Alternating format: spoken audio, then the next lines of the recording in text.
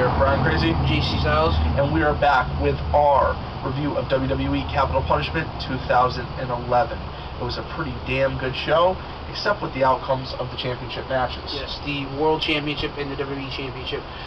For those of you, so we can just get the information right out there, we have a new United States Champion, Dolph Ziggler. We have a new Intercontinental Champion in Ezekiel Jackson. Randy Orton retained the World Heavyweight Championship in a very good match against Christian. Yep, Randy Orton picked up the win and retained the World Heavyweight Championship. That was, it was a good match. And then this was the one disappointing contest of the night.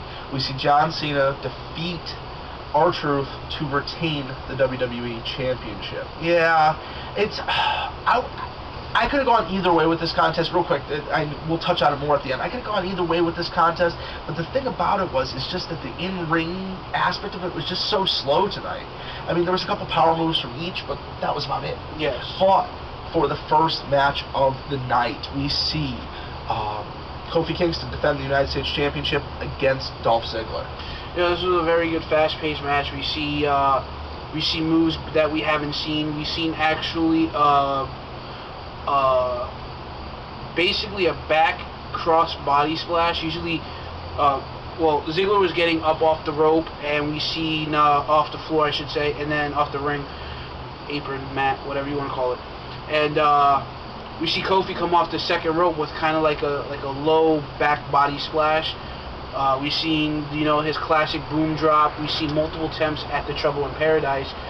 We saw the SOS. Yeah, he did pull off the SOS, which we have not seen in a while. Yes, and we've seen Dolph Ziggler hit some of his signature moves, but with the closing concept of the night. Yeah, well, what ended up happening is there was a distraction. We see Kofi end up over here. Vicky, bam, pokes the eyes. Dolph then grabs him, locks him into the sleeper hold. Then we see him rolling around, and this is the point where the referee should have broken the hold. Dolph and Kofi were rolling on the mat, and they get very close to the ring ropes. And Dolph actually puts up his foot, kicks back off the ropes, and back to the center of the ring. Kofi was out at this point. Referee called it. I really thought it was going to be called as a DQ or just a draw. Well, it really wasn't any reason to DQ him. I mean, I guess he didn't really do anything illegal. I mean, I've seen countless matches before where they pushed off the ropes. Yeah, the only way I guess it could have been if Vicky was pulling the rope. Well, the only way it could have been a disqualification situation is if the referee did in fact see the foot pushed off the rope, then he issued his 5 count, and then after the 5 count, he would have had all rights to disqualify Dolph Ziggler. Exactly. But end result, Dolph Ziggler is the new United States Heavyweight Champion. Dolph Ziggler gets a lot of airtime, so I have a feeling we're going to be seeing the U.S. title a lot more on Raw. Also, I mean, they've feuded over the Intercontinental Championship late last year. Sure did. We've seen the feud carry over to this year for the United States Championship. It was just a really good match. I enjoyed it. I don't really have any negative feedback on this match, so we'll just go right into it with the Big Show Alberto match.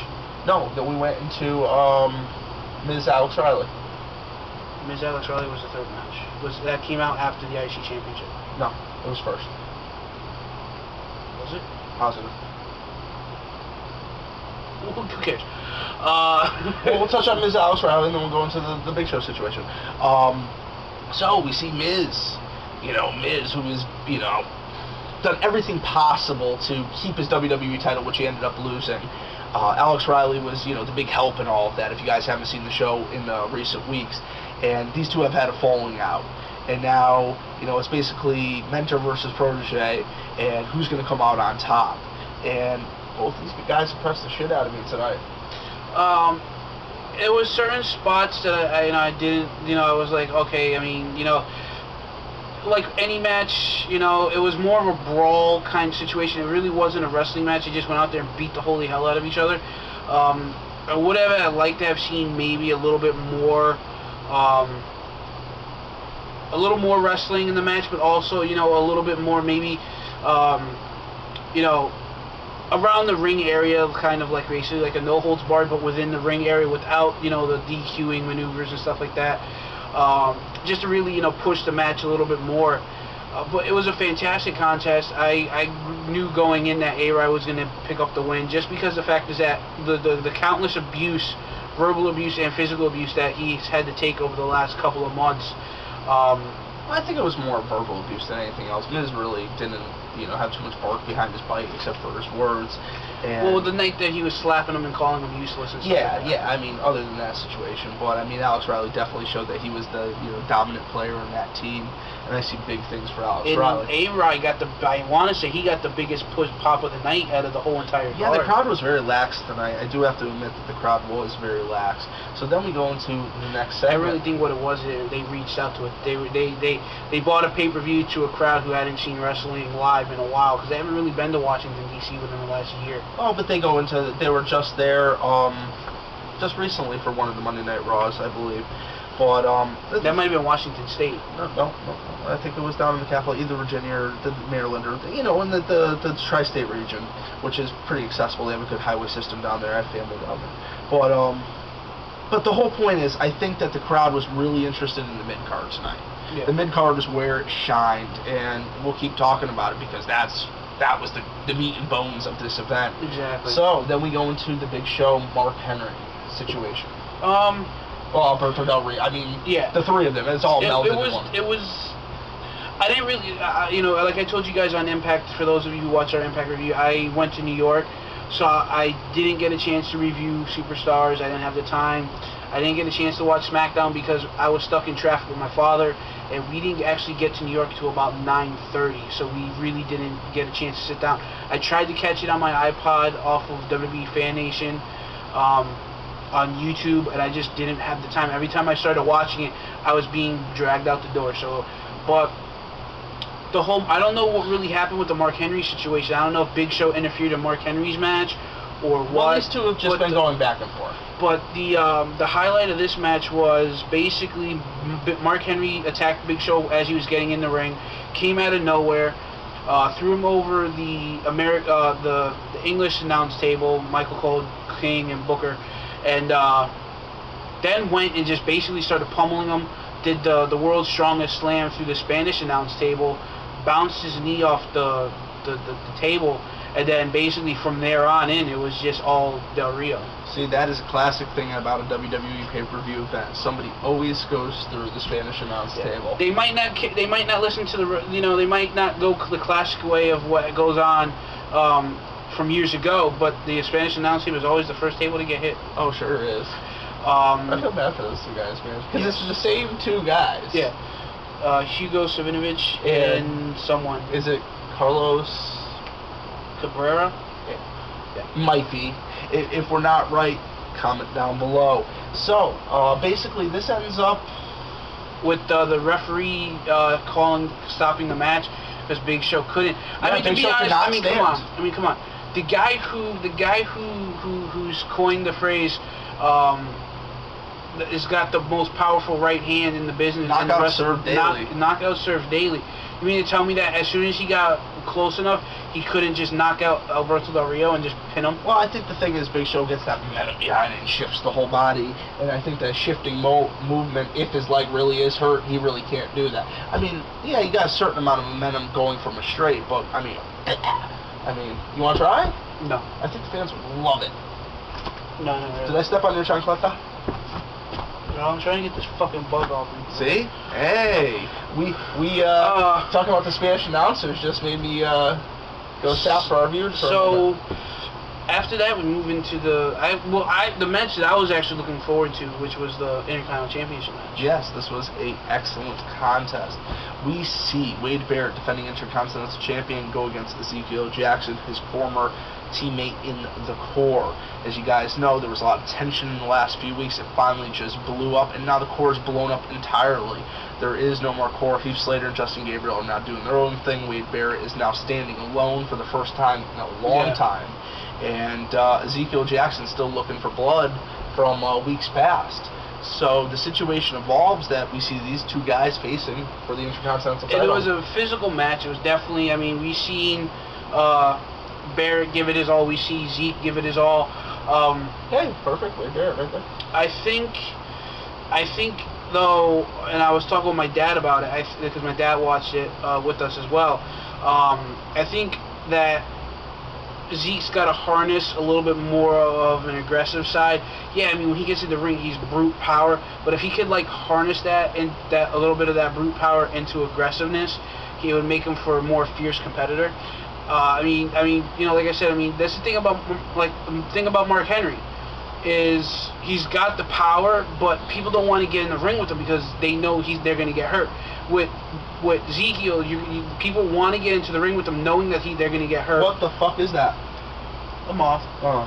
It didn't look like a moth for a second. It looked crazy. But like I was saying, you know, it's like, you know, with Ezekiel, people want to get in the ring with him, but they know they're going to get hurt. But also the thing about that situation is that, you know, he's got the power, but he needs to harness the aggressive. He needs to be able to strike fear into people before they even get to the ring. As soon from the minute they come walking out, they're like, "Oh crap, I gotta face this guy." I think when Zeke flexes those shoulders and people see all those muscles, and he hits a couple strong slams on you, I think he's fierce. But I kind of see where you're coming from. If he had a little more aggressive nature, if he was just a little more going at it, maybe he would have gotten a push a little bit faster. Yeah. But I think definitely splitting up with the core and pushing him towards the Intercontinental Championship will be interesting. He kind of needs like a certain motion that he goes to the ring, not just walk to the ring. Like something that's going to strike fear into people. Like if he came out with like a sadistic look on his face, like, yo, I'm gonna beat the hell out of him. There's nothing wrong with a silent killer, man, because they strike fast and they strike long. Well, yeah, I mean, what I was saying though was like, I mean, even Austin, you know, coined the phrase the BMF walk, which is bad motherfucker, and when he went out there, pretty much basically what I was trying to say is that, you know, he goes out there and he doesn't take his eye off his opponent. He does it. He wants you to know that he you know, yo, I'm gonna get in the ring with you and I'm gonna jack you up. Well, Austin had a certain look in his eye, and that developed over the years. The more Stone Cold. Zeke needs that look when he's walking to the ring, and Zeke needs just to harness the aggressiveness. No mic skills. He just needs to come out with a very serious look on his face. No appeasing to the crowd. But still be the fan favorite, though. I think Zeke has been doing a really good job lately. I think Zeke's been doing a really good job lately, and I've seen a lot of impressive stuff. But you got to think, I catch SmackDown just a little bit more than JC. JC loves the Raw brand. SmackDown's just been a little disappointing for him lately. So I see a little bit more of these guys, and I see it in Zeke. I see how he's such a power player. But our next match of the night, and my glorified cameraman needs to get back over here and be my co-host. We're at 13 minutes. 13 minutes? What's the battery look like? Half. Alright, that's good. But it could go red quick. Okay. Alright. We're back on the air. Now, these advertisements were brought to you by Effin and the Effin brand of companies. The next match after the, the purpose, the Wade Barrett match, we see Wade Barrett pick up the, we see Ezekiel Jackson, pick up the win and with the IC championship. Wade Jackson? Who's Wade Jackson? I said Ezekiel Jackson. I was busting your ass. Ezekiel Jackson picks up the win and wins the IC title. We see King get in the ring and give a quick interview. Basically says, you know, I'm gonna, you know, basically show you the justice and something else in the world of domination. And basically, you know, I was thinking that he was gonna say it was for his kids and his father and stuff like that. I think that would have made for a little bit of a more of an emotional thing because it was his very first win, his first major title. So, but still, it was very big. He's the IC champion. And we move into, I believe, was the first title match, the first of the main events. No, CM Punk versus Rey Mysterio. Oh, yes. CM Punk versus Rey Mysterio. Now, this is the contest I pretty much would have bought the card to watch. I love CM Punk, no homo or anything, but he is a phenomenal competitor. When he first broke into the WWE, I was like, wow, this guy's got something. Yeah. And it's not, you guys might not like his whole mantra, his attitude on life. You might not even like how he cuts promos.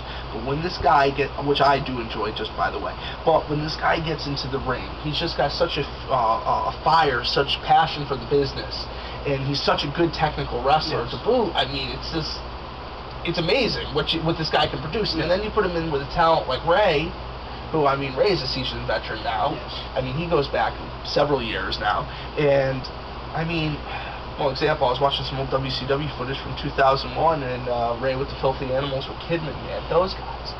Now, if we could see more like that out of Ray, because, I mean, he was insane back then. Yeah. I mean, they went over the ropes 5-6 times a night, easy. Yeah. And, I mean, it was just... They stole the show. And, I mean, Ray still can steal the show, and I think this match was very pivotal in the show. I think it was a very good part of the card. But... We saw some good mat, we saw some good quick high flying.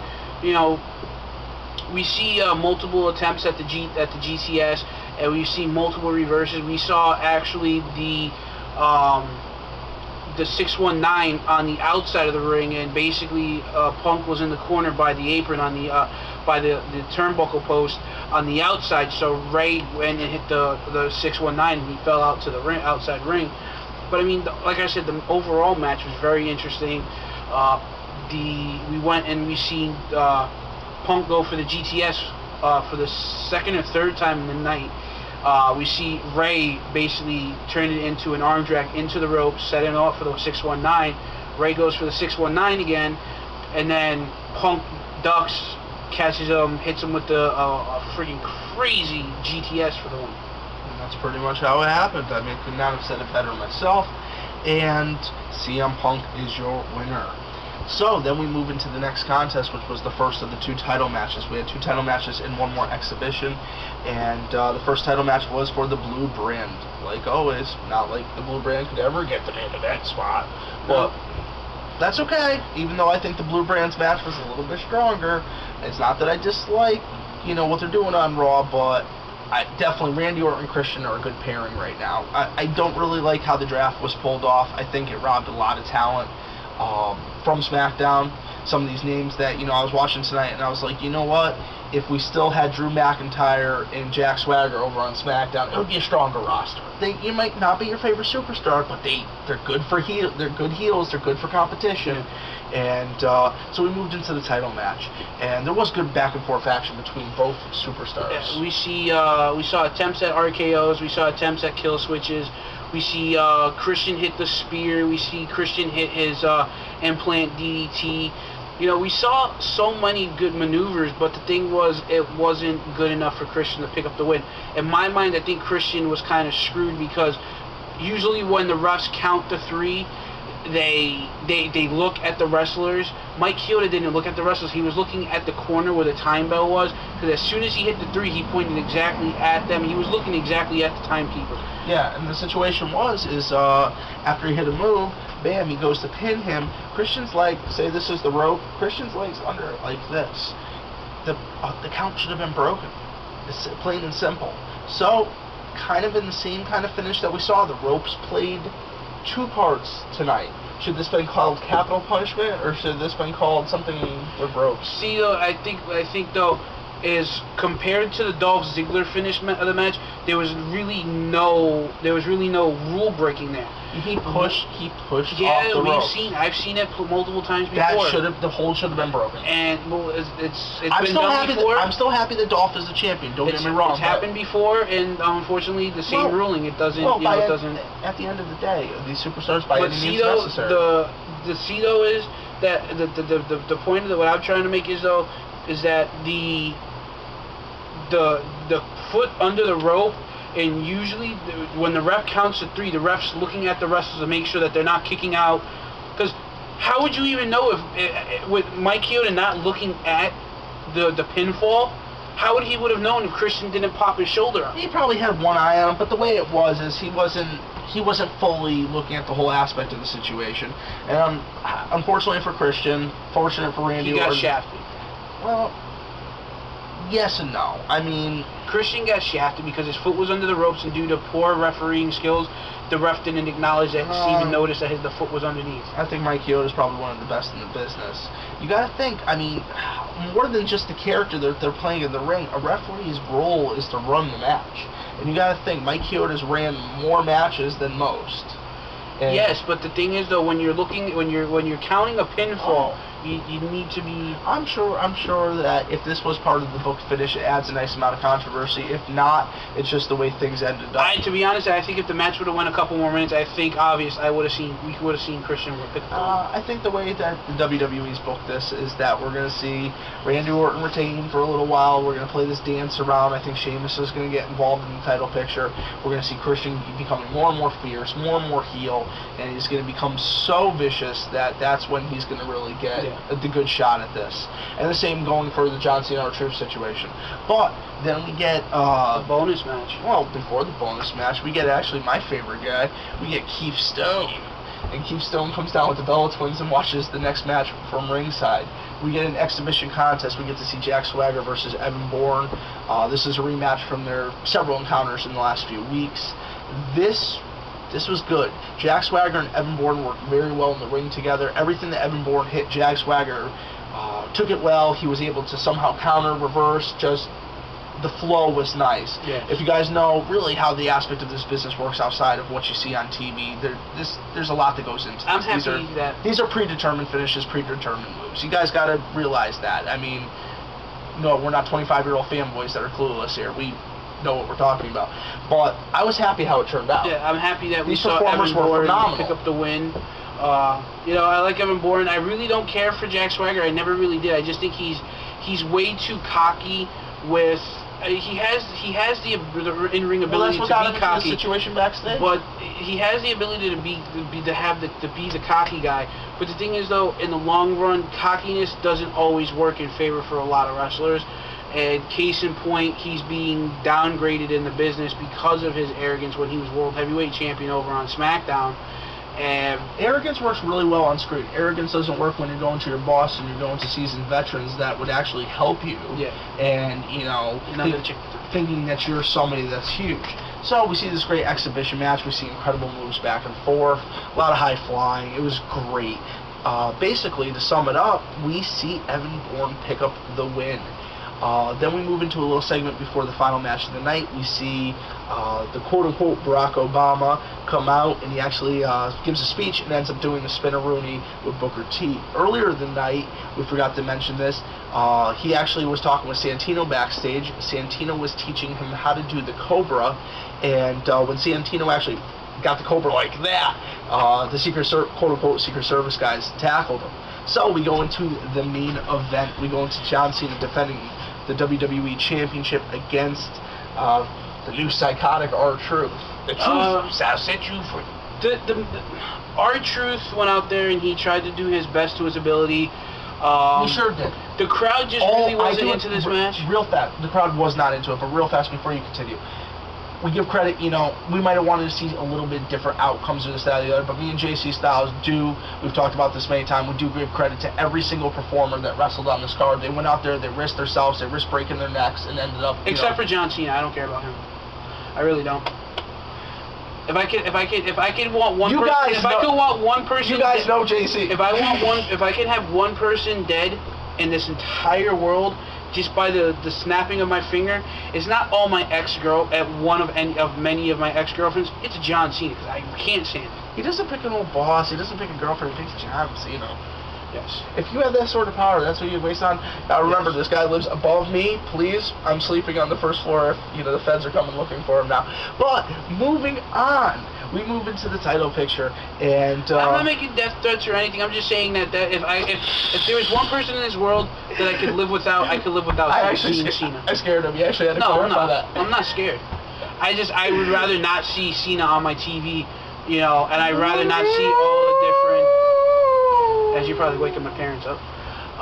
Or my children. Or your children. I would rather not see Cena. I would rather not see the little Jimmys. I don't know. The wrestling business. The wrestling business, it's different now because they're trying to reach out to a way different audience. I mean, back in the day, they didn't care. They put out a product, and it's you like it or you didn't. And now it's like, oh, we got to do this because we got these. Wrestling needs to go back to the way it was and put the product out that it was once. No, well, the difference was that you had a product that was very cartoonish, the 80s, 90s WWE. Then they got competition from a program that decided, we're not going to use fake names. We're going to use real names, like instead of Razor Ramon, he was Scott Hall. Kevin Nash, instead of being Diesel, he was Kevin Nash. They would have more controversial storylines like the Outsiders Takeover, this, that, and the other. And the way that evolved is Vince had to step up the game. Now that Vince, when he conquered and he became more comfortable in the business situation, he split the brands. We saw inter-brand competition. That was supposed to be like the former Monday Night Wars. It didn't pan out exactly how they wanted. It's still an interesting concept, though. But let's start wrapping it up. Yeah, the situation is that they're in a different time now. Now 60% of their audience is, women and children. And that's good, though, that they're appealing, because now I can let my kids watch it, and I'm not going to see 10 tons of blood. Yeah, I might have liked that more hardcore match, but for the younger audience, it is a plus. And unfortunately, guys like me and JC are now regulated into the group known as the 10%ers. But not all 10%ers are dumbasses that just speak out their asses. These are guys that have watched it for years, want to know about the business, and are trying to actually become part of it. But we are. I don't want to see the Cenas. I don't want to see. I mean, even though there's a lot of people that I don't want to see the Swaggers. I don't want to see Michael Cole and Jerry the King Lawler at WrestleMania. I don't want to see them on pay-per-view. Well, I would like to order a pay-per-view where it's not. Well, tonight, for example, was a fantastic pay-per-view with the exception of the World Heavyweight Championship finish.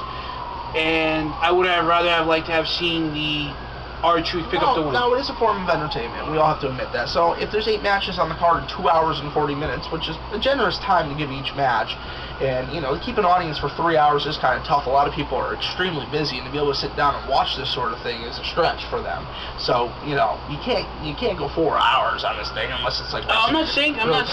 But what I'm saying is that you got 8 matches. 7 of them can be serious, and then you could have your one gimmick match. But yeah, the Michael Cole thing has been run to the ground. The first time it was funny, and if we got to see King maybe be dominant in the first time, it would have, it would have left a better taste in their mouth. But the thing about the whole thing about wrestling as a whole now is that don't get me wrong, I like watching wrestling and I'm still gonna watch it. But the thing is though, I don't want to be told what I'm gonna like.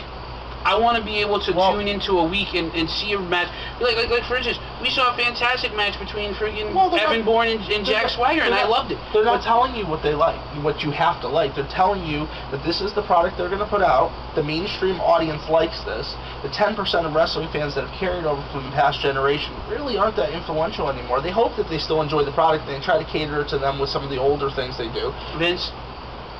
No. We don't like the new way the company's being. You got choices. You don't have to like John Cena. You can like the other competitor. But the thing is, though, we wrestling's always been that way. You've always had a heel and you've always had a face. And there's always been pay-per-view during the Ezekiel Jackson Wade Barrett IC Championship. There was people that were chanting, "We want Ryder." Yeah. We want because Ryder's funny. Ryder's a good technical wrestler and he's starting to get over. But the thing is that they put out a product that the majority enjoys. Yeah, there's some minority that don't enjoy it. They had a 3-hour Raw. We had a 3-hour Raw last week, and it was in his hometown of Long Island. And he wasn't even booked. He was a friggin' superstar. Well, that was the thing, because they knew he could get a bigger draw. You can't get a bigger draw on a webcast. No. There's no ratings on webcasts. Well, yeah, I'm sure they figure out how many people tune in. But there's some way to statistically keep But now with the current thing is that they're going to be advertising it on Hulu. I'm thinking WWE's you have to pay for it, because I tried to watch it on my YouTube on my iPod. I watched plenty of videos on Hulu and they were not. And I had to pay for a subscription to watch Superstars. I'm gonna look into that, because I swear I've watched plenty of things on Hulu over the years. I never actually subscribed to them, but I've watched tons of content on Hulu and you didn't have to subscribe. Well, maybe it's a premium content. Who knows? We'll have to check it out. But end result, John Cena did retain the title, and that's about all the time we got for right now. So, guys, for F and True Wrestling, that's a wrap for tonight. We'll see you tomorrow. JC Styles. We'll see you tomorrow night for Monday Night Raw 3-hour finale. 3-hour Raw. Sorry, I'm tired. I got maybe a total of 6 hours of sleep throughout this weekend. I'm gonna wake somebody up. So, for F and True Wrestling, have a good night. Yeah. Sure do. wanted to try to get this under 20 minutes. 35.